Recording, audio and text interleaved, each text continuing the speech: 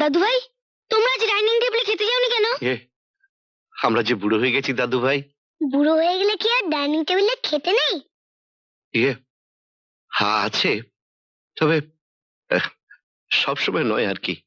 জানো দাদু ভাই, আজ আমি আর তিতলি রুই মাছের পেটে খেয়েছি। তাই?